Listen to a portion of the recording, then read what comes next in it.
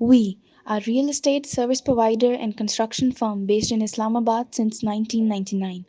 Alhamdulillah, we are authorized consultants registered with Government of Pakistan and concerned authorities. Our aim is to provide quality real estate and construction services which meet or exceed the customer's expectations and requirements. We are highly thankful to our investors, local and especially overseas clients for their trust and faith in us, as their satisfaction and profitability enabled us to work at mega projects of Islamabad. Your trustable firm, Team Islamabad Real Estate. गुरु अल्लाह के नाम से जो नहायत मेहरबान और रहम करने वाला है, इंजीनियर उस्मान नवाज बसरा की जानिब से तमाम अहबाब को अस्सलाम वालेकुम। उम्मीद करते हैं हम तमाम अहबाब खैर आफियत से होंगे। सबसे पहले अगर आप हमारे चैनल पे नए आए हैं तो काइंडली इसको सब्सक्राइब करके बेल आइकॉन का बटन ऑन कर दें ताकि टाइमली अपडेट्स आपको मिलती रहें। बहुत शुक्रिया। आज की हमारी वीडियो का टॉपिक एक बड़ा ज़बरदस्त किस्म का टॉपिक है। बहुत से लोग जो है वो मैसेज करते हैं, फ़ोन पे बातचीत जब होती है, मौका मिलता है तो वो लाजमी ये चीज़ कहते हैं कि जी रावलपिंडी रिंग रोड जो है वो हम देख रहे हैं अभी तक कागजों के अंदर बन रही है, तो ऑन ग्राउंड इसकी जो है वो सिचुएशन क्या है, कहाँ पे ये मतलब आज की डेट तक ये कहाँ पे स्टैंड करती है। तो एक ऐसी एक वीडियो बनाने लगा हूं जो अगर आप पूरी वीडियो अगर देख लेंगे तो आपको पता लग जाएगा कि रावलपिंडी रिंग रोड कहाँ पे स्टैंड करती है, गवर्नमेंट को कौन कौन से मसाइल पेश करने होते हैं, और ये टेक्निकल पॉइंट्स हैं और फैक्ट्स के ऊपर ये चीज़ बेस करती हैं जिसको आप अपने ओन पे खुद भी चेक कर सकते हैं। सबसे पहले मैं आपको बताता हूँ कि रावलपिंडी रिंग रोड जो है वो फेडरल गवर्नमेंट ऑफ पाकिस्तान और इसके अलावा गवर्नमेंट ऑफ पंजाब जो है ये इसका मनसूबा है। ठीक है, दोनों मतलब कि गवर्नमेंट जो है उसके अंदर इस टाइम पे पाकिस्तान तहरीक इंसाफ की जो है वो गवर्नमेंट है। अब मैं आपको थोड़ा सा बता देता हूँ कि जी गवर्नमेंट को कौन कौन से मसाइल जो है वो पेश करना होते हैं। जो सबसे मेन जो चीज़ होती है वो होती है लैंड एक्विजिशन। लैंड एक्विजिशन को उर्दू में मफहूम ये है कि ज़मीन का कब्जा हासिल करना। ज़मीन का कब्जा जब हम हासिल करते हैं तो उसके अंदर बहुत से पहलू आते हैं मेरे दोस्तों, जो आपने ये चीज़ कंसिडर करनी होती है, गवर्नमेंट ने कंसिडर करनी होती है। मेन चीज़ होती है रेट, प्राइस। ठीक है, उसके ऊपर आपकी सेटलमेंट नहीं हो रही होती। सेलर जो मुकामी बंदा है जिसकी ज़मीन है, जहाँ से रूट गुजरना है, उसकी कोशिश ये होती है कि मैं अपनी ज़मीन जो है वो महंगी बेचूं। ठीक है, और जो गवर्नमेंट है उसकी कोशिश ये होती है कि हम ज़मीन जो है वो खुद, ये मतलब इंसानी साइकी है एक चीज़। गवर्नमेंट की भी ये चीज़ होती है कि हम उसको सस्ते दामों परचेज करें। ठीक हो गया, रेट के ऊपर बात नहीं बनती। जब रेट के ऊपर बात नहीं बनती तो जहाँ पे बहुत से मामला होते हैं वहाँ पे एक मामला ये भी होता है कि जो मुकामी बंदा होता है, जो सेलर होता है, जिसकी ज़मीन होती है, वो अदालत का सहारा लेता है। जब वो अदालत का सहारा लेता है वो स्टे ऑर्डर ले आता है। जब स्टे ऑर्डर वो ले आता है तो फिर एक काम पेंडिंग में चला जाता है। तो उस टाइम तक उसका फैसला नहीं होता जब तक उस स्टे उसका खारिज नहीं होता या स्टे के ऊपर कोई फैसला नहीं आ जाता। एक चीज़ ये होगी। फिर उसके बाद मेरे दोस्तों जो मेन चीज़ इसके ऊपर ये एक सबसे मेन चीज़ ये भी होती है कि जहाँ पे कोई सेक्शन 4 लगा है, सेक्शन 5 लगा है। सेक्शन 5 बेसिकली बहुत से लोग ये पूछते हैं कि सेक्शन 5 क्या होता है। सेक्शन 4 तो ये होता है कि मुतलका खसरे होते हैं, खसरों के ऊपर मतलब कि लग जाता है कि जी यहाँ पे गवर्नमेंट का प्रोजेक्ट इधर कुछ सेल परचेज नहीं हो सकती। लेकिन सेक्शन 5 ये होता है कि वहाँ पे जो मुतलका जो बंदा होता है उसके पास ये भी अथॉरिटी नहीं होती कि वो मुतलका अदालत से जाके रिजू कर सके, स्टे ऑर्डर लेके आ सके। चीज़ क्लियर होगी। आज मैं थोड़ा जल्दी जल्दी बोलूंगा क्योंकि बड़ी मेन टॉपिक क्या है, कोशिश करूंगा इसको मैक्सिमम 10 से 12 मिनट के अंदर वाइंड अप करूं। तो फिर उसके बाद मेरे दोस्तों फिर मेन जो चीज़ होती है वो ये होती है कि जो रूट होता है उसके बीच में बहुत सी बिल्डिंग्स आ रही होती हैं। वो ये है डेरे की शेप में हो सकती है, आपके घर की शेप में हो सकती हैं, किसी के प्लाजे की शेप में हो सकती है, स्कूल की शेप में हो सकती है, प्राइवेट स्कूल वगैरह, प्राइवेट हॉस्पिटल वगैरह। उस लिहाज से भी रेट आपका मैनेज नहीं होता। वो इस वजह से मैनेज नहीं होता कि गवर्नमेंट ने आपको कॉस्ट ऑफ लैंड अलहदा देनी होती है और जो बिल्डिंग का कवर्ड एरिया है उसका रेट आपको अलहदा देना होता है।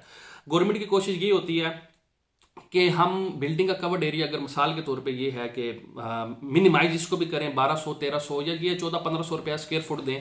लेकिन मसले की बात यह है कि इस टाइम पे जो एवरेज भी क्वालिटी कंस्ट्रक्शन आप कह सकते हैं वो भी 2800 से 3000 रुपया स्क्वायर फुट हो, तो वो गरीब का बच्चा जो आपको दे के आए वो आगे क्या करे, जिसका डबल स्टोरी घर है आप उसको पैसे तो नहीं दे रहे हैं कि उसके सिंगल स्टोरी पे छत। तो इधर भी बहुत से ज़्यादा मसाइल आ जाते हैं। और जब पाकिस्तान में क्योंकि ये है कि अदालत का निज़ाम जो है वो इतना ज़्यादा फास्ट नहीं है, तो जब एक चीज़ अदालत की ज़्यादातर चीज़ें जो है वो अदालत के पास जाती हैं तो फिर वो चीज़ पेंडिंग और डिले का शिकार हो जाती हैं। तो ये एक बड़ी मेन चीज़ है। फिर उसके बाद जो सबसे मेन चीज़ है वो है ग्रेव यार्ड। ग्रेव यार्ड आ जाते हैं, जो डिमार्केशन होती है उसके बीच में मुकामी लोग होते हैं। क्योंकि रिंग रोड का मेरे दोस्तों, रिंग रोड क्या चीज़ है पहले ये समझने की जरूरत है। रिंग, ठीक है, पूरे शहर के इर्द गिर्द का मतलब ये है कि शहर से बाहर। ठीक है, तो वहाँ पे डेफिनेटली मुकामी लोग होते हैं, मुकामी बरादरियाँ होती हैं जो कि वहाँ पे रहायश पजीर होती हैं। ठीक है, उनके मुकामी जो ग्रेव यार्ड हैं, जो कब्रिस्तान है, वो होते हैं। उसमें जब डिमार्केशन होती हैं तो गवर्नमेंट की कोशिश ये होती है कि जी हम अपनी जितनी भी हमारी लागत है वो मिनिमाइज हो, ठीक है, और हम अपना मंसूबा जो है वो कंप्लीट, उस मिनिमाइज के चक्कर में बहुत से मुकामी कब्रिस्तान, मुकामी मसाजिद, ये चीज़ें भी मिड में आती हैं, जिसका लेटर ऑन जो ग्रेव यार्ड है, मसाजिद, उस हवाले से बड़ी मेन चीज़ होती है। तो मेरे ख्याल से गवर्नमेंट अदारों को ये चीज़ थोड़ी सी समझने की ज़रूरत है, क्योंकि ये मार्गला रोड के ऊपर ये चीज़ जो है वो बहुत ज़्यादा आई थी और अब जाके उसका रीटेंडर हुआ है मुशर्रफ दौर के बाद। जाके आप CDA के वेबसाइट पे भी जाके चेक कर सकते हैं। हुर्मत का ख्याल रखें, मतलब कि जब तक हम इन चीज़ों की हुर्मत का ख्याल नहीं रखेंगे तो हम अपनी आने वाली नस्लों को कोई मुस्बत मैसेज नहीं देंगे। तो ये चीज़ों की है, ये बड़ा एक मेन चीज़ होती है। फिर उसके बाद फसल होती है जी, मुकामी जो फसल एक ज़मींदार ने लगाई होती है वहाँ पे, उसके ऊपर बड़ी एक मेन चीज़ होती है कि वो उनकी ये कोशिश होती है कि हमारी फसल जो है वो ये है कि डिस्ट्रॉय ना हो, ठीक है। मतलब अगर गंदम की फसल लगी हुई तो उनकी कोशिश होती है कि सीज़न कंप्लीट हो जाए, उसके बाद हम इस एरिया को वकेट कर देंगे जब गवर्नमेंट हमें अल्टरनेटिव ज़मीन देगी, ठीक है। क्योंकि एक ज़मींदार जो होता है उसके लिए जो ज़मीन है वो उसकी माँ की हैसियत रखती है, क्योंकि अनाज उसको देती है, उसका सारा बोझ उसने उठाया होता है। तो ये चीज़ लोगों से, मुकामी लोगों से, ज़मींदार से ज़मीन ख़रीदना कोई इतना आसान काम नहीं होता। ये मेरे दोस्तों आप लोगों को समझने की ज़रूरत है। अब उसके बाद आ जाए, आप लोगों को मेरी ये है कि क्या एडवाइस क्या है, क्या मशवरे क्या है। आप लोगों ने मेरे दोस्तों जब भी बात करने का हमें मौका मिलता है, क्योंकि मैं ज़्यादातर साइट्स पे होता हूँ और एक ये है कि सोसाइटीज़ के साथ इन्वॉल्व होता हूँ, तो हमारी टीम इंटरटेन आपको करती है। लेकिन जब भी मेरा पर्सनल इंटरेक्शन होते हैं आप लोगों के साथ, तो उसमें मेन चीज़ ये होती है कि जी हाई प्राइसिंग के हवाले से, हाई प्राइसिंग से मेरे दोस्तों आपने बचना है। जिस सोसाइटी में आप इन्वेस्टमेंट कर रहे हैं, आपने जो मेन चीज़ देखनी है, मैं प्रैक्टिकल बात आपके साथ करूंगा, जो मैं अपने लिए चीज़ देखता हूँ, पसंद करता हूँ, वही मेरी कोशिश होती है मैं लोगों को भी बताऊँ। मौजूदा सूरत हाल के ऊपर इन्वेस्टमेंट किया करें, ये ना किया करें कि जी ये होगा, ठीक है। ये होगा वाली जो चीज़ है, मैं आपको फ्रैंकली बताऊँ, बहुत से लोगों को ये मेरी बात जो है वो थोड़ी सी अच्छी भी नहीं लगती, लेकिन मेन चीज़ ये है कि इंसान जो है वो अपनी एक सेकंड के अगले की ज़मानत नहीं दे सकता। वो आपको 5 साल आगे की क्या ज़मानत देगा, ठीक है। ये कोई फोरकास्ट, कोई एक्सपर्टीज़ नहीं होती, ये मीठी सिर्फ आपकी ज़ुबान होती है जो आप आगे से बंदे को कायल कर लेते हैं कि जी ऐसा होगा वैसा होगा। लेकिन जो सच्ची बात ये है, ठीक है, कि इंसान जो है वो खुद भी अपने आप की उसकी वो गारंटी नहीं दे सकता, ठीक है। तो मेरे दोस्तों ये चीज़ आपने लाजमी देखनी है। लोगों के सुहाने सपनों में नहीं आना कि इधर ऐसा होगा वैसा होगा, आज ले लें, इधर दूध की नहरें बह रही होंगी। जब इन्वेस्टमेंट करनी है, बेशक वो प्राइवेट लैंड में कर रहे हैं, बेशक वो रिंग रोड रावलपिंडी से मुंसलिक जो एरिया है उसमें कर रहे हैं, आपने उसकी मौजूदा सूरत हाल देखनी है कि मौजूदा उसकी रोड की एक्सेस जो है, मौजूदा उसकी जो रोड का जो रास्ता है वो कौन सा है, उसके आसपास की जो प्राइसिंग है वो क्या है, ठीक है। ये सारी चीज़ें आपने देखनी है इन्वेस्टमेंट करने से पहले, करने के बाद नहीं, करने से पहले। बहुत से लोग करने के बाद ये चीज़ देख रहे होते हैं। तो मेरे दोस्तों वो फिर मेरे ख्याल से आप लोग अपने लिए आप ज्यादा पहले कर चुके होते हैं, बाद में आप बता रहे होते हैं। तो ये चीज़ आपने देखनी है। सबसे पहले जो मौजूदा सूरत हाल है वो देखना है। उसके बाद मेरे दोस्तों मैं आपको थोड़ा सा बता देता हूँ, एक छोटी सी एक बात करने लगा हूँ, ठीक है, कि 2018 के अंदर जो है वो पाकिस्तान तहरीक इंसाफ की जो गवर्नमेंट है वो बनी थी, ठीक है। 2021 हो गया, आगे अगर ये अपनी गवर्नमेंट अपना टाइम फ्रेम पूरा कर लेती है तो 2000 आप कह सकते हैं 23 के अंदर जो है वो इलेक्शन है। गवर्नमेंट का प्रोजेक्ट है। मैं एक वो बात करने लगा हूँ जो प्रैक्टिकल बेस्ड बात है, ठीक है। और इसमें हम ना किसी सियासी जो पार्टी है उसको मतलब कि टारगेट करेंगे या कोई ऐसी को बात करेंगे, लेकिन मैं हकाइक ऊपर मबनी बात करूँगा।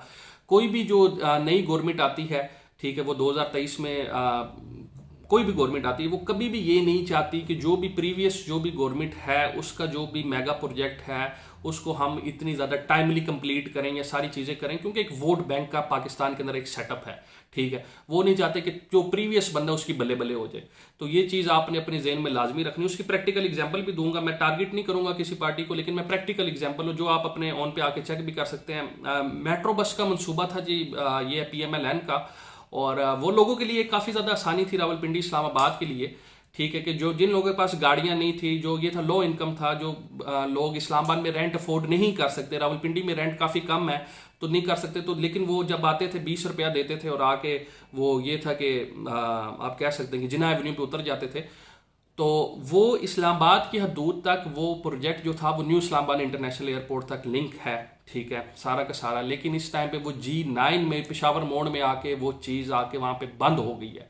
उसके आगे ट्रैक्स भी बने हुए हैं, केबल्स भी बने हुए हैं, सारी चीज़, जंगले भी लगे हुए हैं, सब कुछ हुआ है, लेकिन उधर बस नहीं चलती। ठीक है, 2 साल हो गए हैं, सारे की सारी चीज़ें नहीं चलती। ठीक है, अब मौजूदा गवर्नमेंट आगे जब जाएगी अपने एंड का, जिनका टाइम होगा तो उधर लाएंगे, फीता काटेंगे। ये मतलब कि पाकिस्तान का एक ट्रेंड है जो आपको समझने की थोड़ी सी ज़रूरत है कि ये गवर्नमेंट का जो मंसूबा होता है, वो गवर्नमेंट की जो पॉलिसी होती है उसके ऊपर भी बहुत है।